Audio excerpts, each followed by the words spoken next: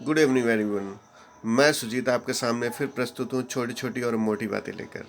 आज का हमारा डिस्कशन चलेगा जो भी एस्पिरेंट हैं जो केंद्रीय विद्यालय या भी किसी भी केंद्रीय सर्विसेज पे जाने की इच्छा कर रहे हैं और उनको कौन सा मार्कशीट या कौन सी सर्टिफिकेट वहाँ पर वैलिड होगी। कास्ट सर्टिफिकेट, जितने भी रिजर्व कैटेगरी के स्टूडेंट हैं उनको जो कास्ट सर्टिफिकेट जो वैलिड होता है, जो केंद्र सरकार की सभी नियुक्तियों में वैलिड होता है, उसके बारे में आज हम चर्चा कर लें।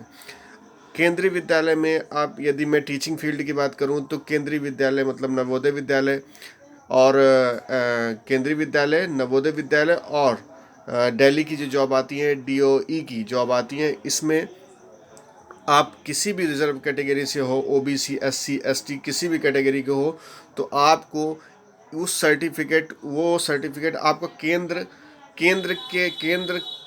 के सर्विसेज के लिए जो फॉलो करता है, जो केंद्र फॉर्मेट फॉलो करता है, उसको आपको बनवाना बहुत ही ज़रूरी है। क्योंकि मेरी ये छोटी छोटी सी बातें ही आपके लिए बहुत ही काम की होती हैं। क्योंकि यदि आपने मेरी बात नहीं मानी या मेरी बातों को हल्के में लिया, ठीक है ना, तो आपको बहुत बड़ी समस्या का सामना करना पड़ सकता है। ठीक है, तो हम ये बता दें आपको, तो आज मैं ये फॉर्मेट लेके आया जो आपको डिस्प्ले पे दिख रहा है। ये फॉर्मेट है आपका ओबीसी के लिए, ओबीसी के लिए है। ये ओबीसी के फॉर्मेट केंद्र सरकार द्वारा दिया गया है, जो भी सभी केंद्रीय वैकेंसियों में, सभी केंद्रीय नियुक्तियों में एलिजिबल होता है। और इसी की तरह एससी और एसटी के लिए भी एक फॉर्मेट इंट्रोड्यूस किया गया है, जो सभी केंद्रीय वैकेंसियों में, यदि आप डीएसएसबी के लिए देने जा रहे हैं और उसमें आपने कास्ट मेंशन कर रखा है, या भी केंद्रीय विद्यालय के लिए देने जा रहे हैं, वहाँ आपने रिजर्वेशन फॉलो कर रखा है, मतलब आपने रिजर्वेशन ले रखा है। यदि आपका एससी एसटी रिजर्वेशन या फिर आपका ओबीसी रिजर्वेशन लग रहा है, तो आपको इस फॉर्मेट में जो आपको डिस्प्ले पे दिख रहा है, इस फॉर्मेट में आपको कास्ट सर्टिफिकेट होना बहुत ही ज़रूरी है। नहीं तो आपकी पूरी तैयारी, आपकी पूरी नियुक्ति प्रक्रिया इससे बाधित हो सकती है और हो सकता है आप इस नियुक्ति प्रक्रिया से पूरी तरह बाहर भी हो जाए। तो आप मेरे इन छोटी छोटी बातों पे बहुत ध्यान दीजिए। यदि मेरी सही बात लग रही हो आपको, तो इसको और भी फॉरवर्ड करिए दूसरे लोगों तक, और मेरे चैनल को सब्सक्राइब करिए, जिससे मुझे और भी अच्छी अच्छी न्यूज़ लाने का यहाँ एक अवसर मिले और मोटिवेशन मिले। ये जो मैं आपको अभी डिस्प्ले पे दिखा रहा हूँ, डिस्प्ले पे आपको दिख रहा है, ये ओबीसी का फॉर्मेट है। जो भी बंदा है ओबीसी से बिलोंग करते हैं, तो वो इस तरह का फॉर्मेट में आपको केंद्रीय वैकेंसियों में जो जरूरत पड़ेगा, इस तरह के फॉर्मेट में आपको कास्ट सर्टिफिकेट होना बहुत ही ज़रूरी है। और एससी एसटी के लिए भी मैं बता देता हूँ। एससी एसटी के लिए देखिए, मैं एक निकालता हूँ आपके लिए फॉर्मेट। ये देखिए,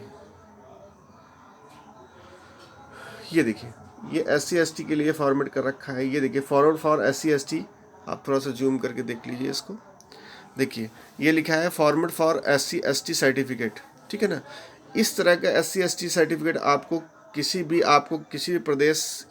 प्रदेश के निवासी हो, आपको एससी एसटी सर्टिफिकेट आपके तहसील या आपके ब्लॉक से मिल जाता है। तहसीलदार या जिला कलेक्टर आपको बना के दे देता है। इसमें ये उस स्टेट के सर्टिफिकेट के बेस पे ही बनता है। तो चाहे ओबीसी सर्टिफिकेट हो, चाहे एससी एसटी सर्टिफिकेट हो, आपको ये बहुत ही काम की चीज़ है। यदि आपने इसको नहीं बनाया, तो आप डीओई का परीक्षा दीजिए, या केंद्रीय विद्यालय की दीजिए, या फिर एनवीएस की दीजिए, आपको ये फॉर्मेट में इस फॉर्मेट का जो नंबर मिलेगा, इस सर्टिफिकेट का जो नंबर मिलेगा, उसी को आपको एप्लीकेशन में भी भरना है। और जब आपको प्रस्तुत करने के लिए दिया जाएगा, कि यदि आपसे मांगा जाएगा कि आप डॉक्यूमेंट अपलोड करिए या फिर हमें दिखाइए आगे वेरिफिकेशन के टाइम पे आपको इसी सर्टिफिकेट को दिखाना है, और कोई भी सर्टिफिकेट एक्सेप्टेबल नहीं होगा।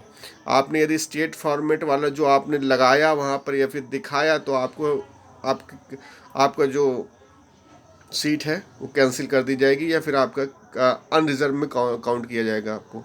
ठीक है, तो ये एक छोटी सी बात थी, मगर ये बहुत ही मोटी बात है।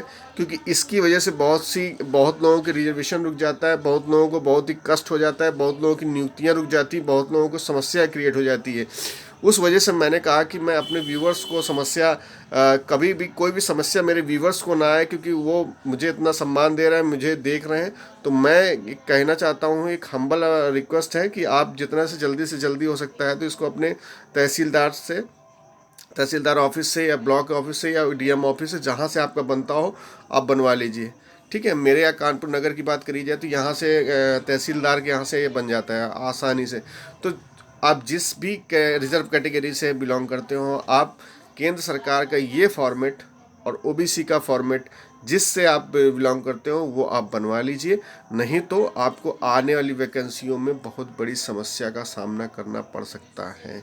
मगर मेरे व्यूवर्स को ऐसी कोई समस्या का सामना नहीं करना पड़ेगा, ये मेरा विश्वास है, क्योंकि मैं वो चीज़ें लेके आता हूँ जो शायद ही कभी यूट्यूब में या कभी किसी चैनल ने इस तरह की चर्चाएं की होंगी।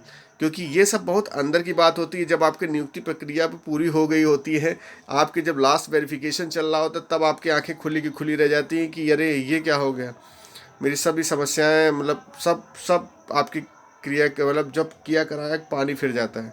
ठीक है, तो मैं इन्हीं बातों के साथ मैं अपने शब्दों को विराम देना चाहता हूँ। यदि और भी इसी तरह की कोई समस्या या जानकारी चाहिए तो आप मुझे कमेंट करिए, मेरे चैनल को सब्सक्राइब करिए और मुझे मेरा मोटिवेशन बढ़ाइए। और मैं इसी तरह आपसे जुड़ा रहूँगा। और आज के लिए बस इतना ही। Thank you.